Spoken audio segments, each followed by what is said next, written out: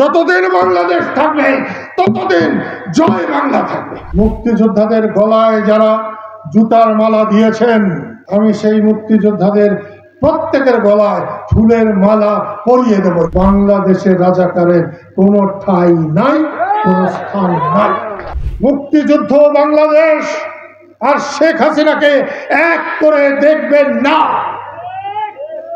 যতদিন বাংলাদেশ থাকবে ততদিন জয় বাংলা থাকবে, ততদিন বঙ্গবন্ধু থাকবে।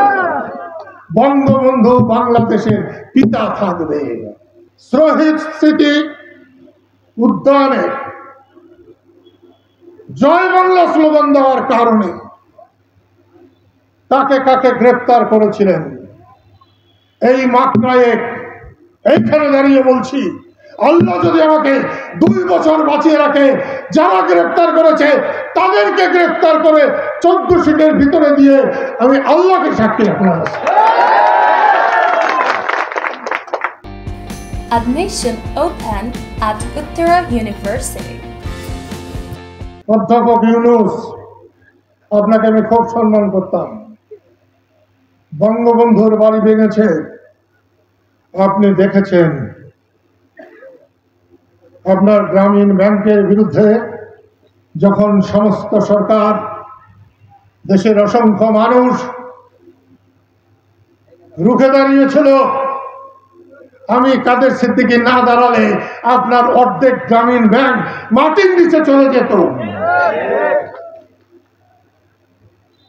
আপনাকে আমি অনেক বড় মানুষ ভেবেছি। আপনার 1 বছরের শাসনে আমি সেটা আর হৃদয় থেকে ভাবতে পারছি না। আপনাকে আবার আমি অনুরোধ করছি, ফেব্রুয়ারিতে ইলেকশন না দিলে আর ইলেকশন করাতে না পারলে শেখ হাসিনার চাইতে আপনার পরিণতি 10 গুণ খারাপ হবে।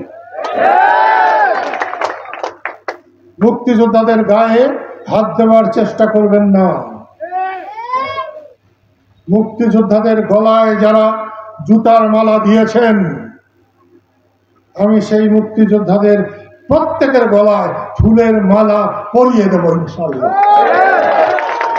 আর যারা এই জুতার মালা দিয়েছেন, আমার মাথায় এখন আসছে না জুতার চাইতে নিম্ন মানের কিছু আছে কিনা, সেইটা আপনাদের গলায় পরিয়ে দেব ইনশাআল্লাহ। লক্ষ লক্ষ মানুষ। বাংলাদেশ নিয়ে মস্কারি করবেন না, বাংলাদেশের স্বাধীনতা নিয়ে মস্কারি করবেন না। বাংলাদেশ খেলার পুতুল না। বাংলাদেশ অর্জন করতে যে পরিমাণ রক্ত লাগছে, সে পরিমাণ রক্ত আপনারা চোখে দেখেন নাই। সেই জন্য স্বাধীনতার সাথে আপনারা নিজেদের মিলাবেন না। আর যারা ভাবছেন তুমি কে আমি কে, রাজাকার রাজাকার, বাংলাদেশের রাজাকারের কোনো ঠাঁই নাই, কোনো স্থান নাই। 2 দিন আগে আর 2 দিন পরে বাংলাদেশকে মেনে যারা বাংলাদেশে থাকবেন, বাংলাদেশের সব সুযোগ সুবিধা তারা পাবেন।